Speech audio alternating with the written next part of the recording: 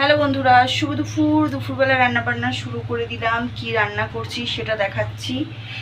এখানে কড়াই বসিয়ে দিয়েছি, এখানে ভাত বসিয়েছি, ভাতের মধ্যে ডিম সেদ্ধ দিয়ে দিয়েছি, কড়াই বসিয়েছি, কড়াই গরম হয়ে গেছে। চলো তেলটা দিয়ে নিই আগে। চলো তেল দিয়ে দিয়েছি কড়াইতে। কি কি রান্না করছি ঝটপট দেখিয়ে দিই। এখানে আছে মশলা, ডিমের ঝোল করব। এখানে কয়েকটা চিংড়ি মাছ তুলে রেখেছিলাম, চিংড়ি মাছগুলো বেশ বড় বড় আছে।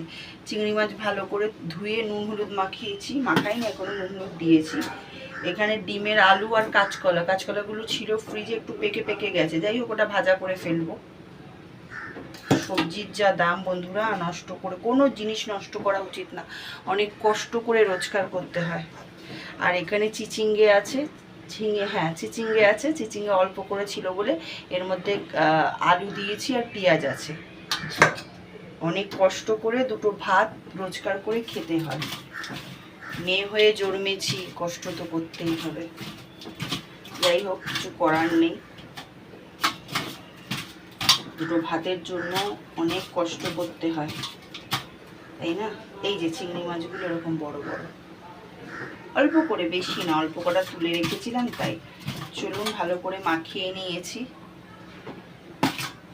তেল গরম হয়ে গেছে, দিয়ে দিই।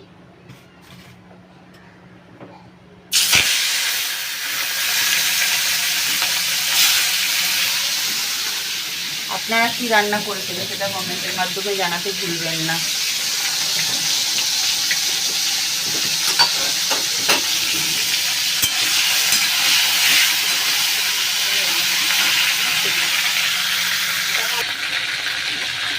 চিংড়ি মাছ ভাজা হয়ে গেছে, ওই তেলেই এবার এগুলো দিয়ে দিই। নুন হলুদ টমেটো লঙ্কা সব দিয়ে দিলাম। এই এক হাত দিয়ে নাড়াতে কতটা অসুবিধা হয় দেখেছেন, কড়াই কাত হয়ে যায় দেখুন। চিংড়ি মাছের তরকারি তো এমনিই ভালো লাগে, তাই না? এই এক হাত দিয়ে ধরি এরকম করে, আর তারপরে নাড়াই। এক হাত দিয়ে নাড়াতে প্রচণ্ড অসুবিধা হয়। 10টা চিংড়ি মাছ গুনলাম আমি, 10টা। বড় বড় আছে, ঠিক আছে, অসুবিধা নেই। আপনারা কি রান্না করছেন সেটা জানাতে ভুলবেন না। আর কে কে খাবেন চলে আসুন। চিংড়ি মাছের তরকারি এমনিই খেতে ভালো হয়, তাই না?